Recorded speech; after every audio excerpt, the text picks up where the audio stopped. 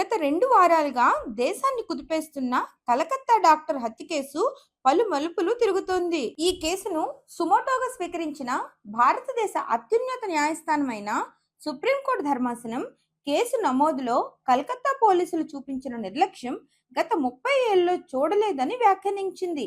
అంటే ఈ ఘటనను తప్పుదోవ పట్టించి వాస్తవాలు దాస్తున్నట్లు మనకు తెలుస్తుంది. కేసు నమోదు నుండే ఎన్నో లోపాలున్నట్లు అర్థమవుతుంది. అసలు ఈ కేసు ఏంటి? సుప్రీంకోర్టు ఎటువంటి వ్యాఖ్యలు చేసింది? గత 2 వారాలుగా ఈ కేసులో ఎటువంటి సంఘటనలు జరుగుతున్నాయి? ఇవన్నీ ఈ వీడియోలో చూద్దాం. ఆగస్టు 9, 2024 ఉదయం Calcutta RG Kar medical college seminar హాల్లో ఓ జూనియర్ లేడీ డాక్టర్ మృతదేహం అర్ధనగ్నంగా పడి ఉండడాన్ని చూశారు. ఆమె వయస్సు 31 ఏళ్లు. ఆమె చెస్ట్ మెడిసిన్ డిపార్ట్మెంట్ కు చెందిన పోస్ట్ గ్రాడ్యుయేట్ ట్రైనీ డాక్టర్. అక్కడ పనిచేస్తున్న ఇంకో డాక్టర్ చెప్తున్న వివరాల ప్రకారం ఆమె ఆగస్టు 8, 2024న అర్ధరాత్రి 2 గంటల వరకు డ్యూటీ చేసి తన తోటి జూనియర్ డాక్టర్లతో డిన్నర్ చేసి రెస్ట్ తీసుకోవడానికి సెమినార్ హాల్లోకి వెళ్లి ఉదయం అంటే ఆగస్టు 9, 2024 నాటికి శవమే కనిపించారు. ఈ ఘటనపై కేసు నమోదైన 6 గంటల్లోనే కలకత్తా పోలీసులు సంజయ్ రాయ్ అనే వ్యక్తిని నిందితుడిగా గుర్తించి అరెస్ట్ చేశారు. ఈ కేసులో అనేక అనుమానాలు కలిగిస్తున్న విషయాలు ఏంటంటే, నిందితుడిని అరెస్ట్ చేశాక నిందితుడు ఎటువంటి పశ్చాత్తాపము పడకుండా ఉరి తీస్తారా తీసుకోండి అని అన్నాడని ఓ పోలీస్ అధికారి తెలిపారు. దీన్ని బట్టి ఇతని వెనుక చాలా మంది ఉన్నారనే అనుమానాలు కలుగుతున్నాయి. ఈ సంఘటన జరిగిన తర్వాత జూనియర్ డాక్టర్లు, ప్రజలు చనిపోయిన డాక్టర్కు న్యాయం చేయాలని భారీ స్థాయిలో ప్రొటెస్ట్ చేయడం ప్రారంభించారు. కలకత్తా పోలీసులు కేసును తప్పుదోవ పట్టిస్తున్నారంటూ కొంతమంది వాదించడంతో కలకత్తా హైకోర్టు కలుగజేసుకుని కేసును సిబిఐకి అప్పగించింది. కేసును సిబిఐకి అప్పగించిన తరువాత ఆ రాష్ట్ర ముఖ్యమంత్రి, హోంమంత్రి, హెల్త్ మంత్రి అయిన మమతా బెనర్జీ న్యాయం కావాలి అంటూ నిరసనలు తెలుపుతున్న వారితో కలిసి ధర్నా చేసింది.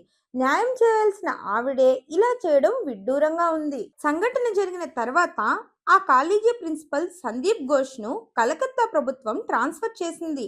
ఈ ప్రిన్సిపల్ పై విపరీతమైన అవినీతి ఆరోపణలు వస్తున్నాయి. ఇతను అనాథ శవాలను అమ్మేవాడని, మెడిసిన్స్ కూడా అక్రమంగా బంగ్లాదేశ్ లో విక్రయించేవాడని ఆరోపణలు ఉన్నాయి. ఇతనిపై ప్రస్తుతం Murshidabad medical college deputy superintendent గా ఉన్న అఖ్తర్ అలీ జూలై 14, 2023న ప్రభుత్వానికి ఫిర్యాదు చేసినా ఎటువంటి చర్యలు తీసుకోలేదు. ఇవన్నీ కూడా ఈ సంఘటనపై అనుమానాలు బలపడేలా చేస్తున్నాయి. పోస్ట్ మార్టం చేసినప్పుడు ఆమె ఒంటిపై అనేక గాయాలున్నాయి. ఇవన్నీ చూస్తుంటే ఆమెపై వ్యక్తిగత కక్షలు ఉన్నాయేమో అనే అనుమానాలు కూడా కలుగుతున్నాయి. ఈ సంఘటనలు జరిగిన తర్వాత దేశవ్యాప్తంగా ఆమెకు న్యాయం చేయాలని చాలా మంది ప్రొటెస్టులు చేస్తున్నారు. కేసును సుప్రీంకోర్టు సుమోటోగా స్వీకరించి విచారణ చేపట్టింది. ఈ కేసును సుప్రీంకోర్టు ప్రధాన న్యాయమూర్తి జస్టిస్ శ్రీ డివై చంద్రచూడ్ నేతృత్వంలో విచారణ చేశారు. సుప్రీంకోర్టుకు సిబిఐ వారు ఇచ్చిన స్టేటస్ రిపోర్టుల్లో పలు ఆసక్తికర విషయాలను తెలియజేసింది.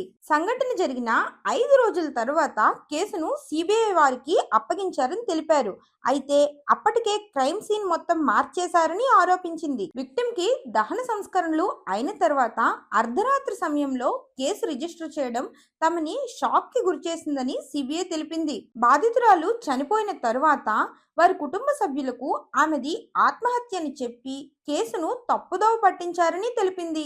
ఈ ఘటనలో నిజాలను దాస్తున్నారని ఆమె కొలీగ్స్ పట్టుబట్టడంతో పోస్ట్ మార్టం ను వీడియో తీశారని కోర్టుకు చెప్పారు. ఈ కేసు ఇన్వెస్టిగేషన్ లో కలకత్తా పోలీసుల తీరుపై సుప్రీంకోర్టు తీవ్ర ఆగ్రహం వ్యక్తం చేసింది. బాధితురాలు అర్ధనగ్న స్థితిలో విగతజీవిగా కనిపించిన అసహజ మరణమని రికార్డుల్లో ఆలస్యంగా నమోదు చేయడం ఆందోళనకరం.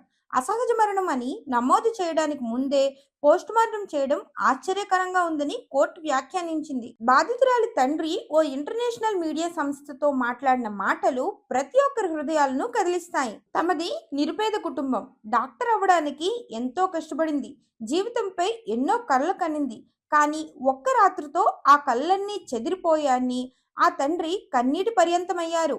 ఈ ఘటనపై సుప్రీంకోర్టు కలుగజేసుకోవడంతో ఆమె మృతికి సరైన న్యాయం జరిగి నిందితులందరూ చట్టం ముందు శిక్షింపబడాలని కోరుకుందాం. మరెన్నో ఇంట్రెస్టింగ్ విషయాలను తెలుసుకోవడానికి మన ఛానల్ ని సబ్స్క్రైబ్ చేసుకోండి. అలాగే నోటిఫికేషన్ కోసం బెల్ ఐకాన్ ని క్లిక్ చేయండి.